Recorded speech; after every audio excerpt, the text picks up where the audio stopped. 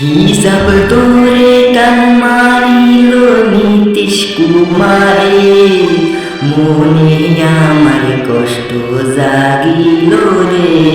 নীতিশ কুমারে মুসলমান নারী নয়া খেলা করলো রে। তাহার মুখ্যমন্ত্রীর পাওয়ার আছে দেখা নারী নয়া খেলা করলো রে।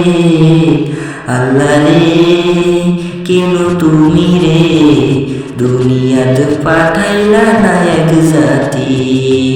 মুসলমানের উপরে কত অত্যাচার করে রে।